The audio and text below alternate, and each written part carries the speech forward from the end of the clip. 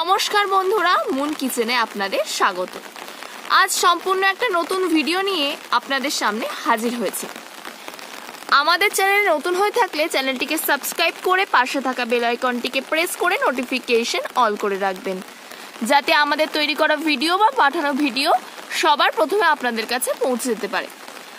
আজকে দেখুন কত বৃষ্টি হচ্ছে।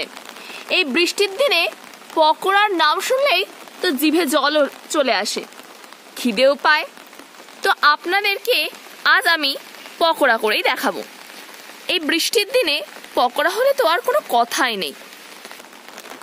তো কথা না বাড়িয়ে আজকের আমাদের পকোড়ার রেসিপিটা শুরু করা। একটা বড় সাইজের আলু নিয়েছি খোসা ছাড়িয়ে।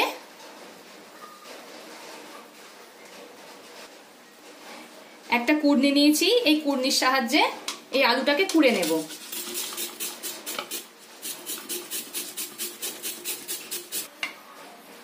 দেখুন আমার সব আলুগুলোকে কোড়া হয়ে গেছে।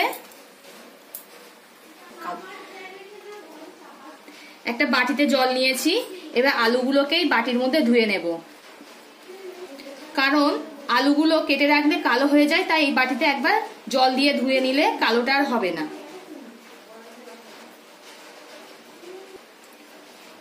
আলুগুলো ধোয়া হয়ে গেছে, এবার নিংড়িয়ে এই বাটির মধ্যে নিয়ে নেব সব আলুগুলোকে।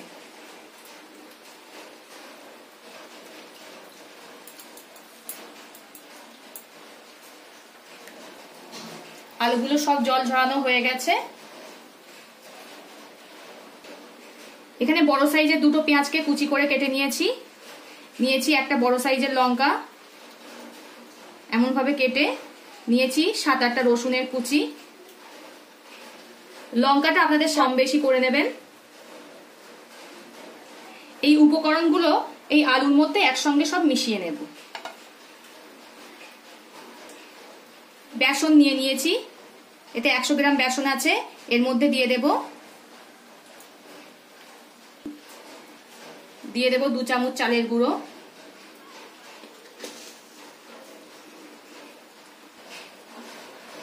2 চামচ চালের গুঁড়ো দিয়ে দিলাম। ছোট চামচের 1/2 চামচ ভাজা জিরের গুঁড়ো, 1/2 চামচ ধনিয়া গুঁড়ো, 1/2 চামচ কালো জিরে, স্বাদ মতো লবণ, অল্প পরিমাণ খাবার সোডা দিয়ে দিলাম ভালো মুচমুচে করার জন্যে, আর দিয়ে দেব 1/2 চামচের একটু কম হলুদ গুঁড়ো। এই উপকরণগুলিকে একবার ভালো করে হাতের সাহায্যে মেখে নেব, সবকিছু মিশিয়ে নেব।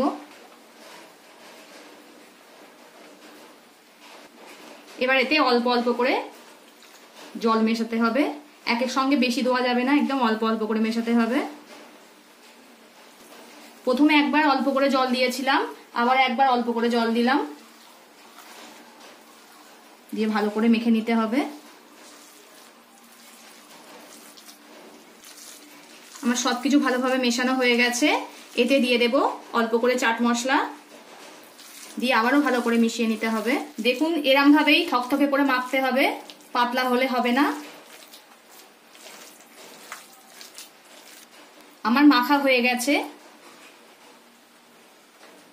কড়াইতে আমি সাদা তেল গরম হতে বসিয়ে দিয়েছি, তেলটা আমার গরম হয়ে গেছে। এবার মেখে রাখা আলুগুলোকে এই তেলের মধ্যে পকোড়ার আকারে দিয়ে দেব।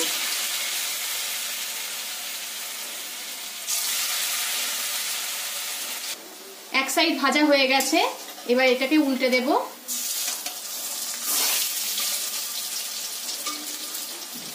এটা কিন্তু দারুণ মচমচে আর খেতে খুব সুন্দর হয়, দেখেই বুঝতে পারছেন কত সুন্দর লাগছে দেখতে। আমার ভাজা হয়ে গেছে, আমি এবার এগুলোকে কড়ার থেকে তুলে নেব।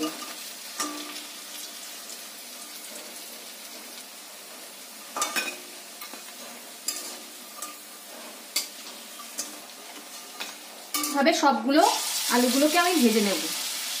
আপনারা যেমন খুশি তেমন শেপ দেবেন, তাতে স্বাদের কোনো পরিবর্তন হবে না।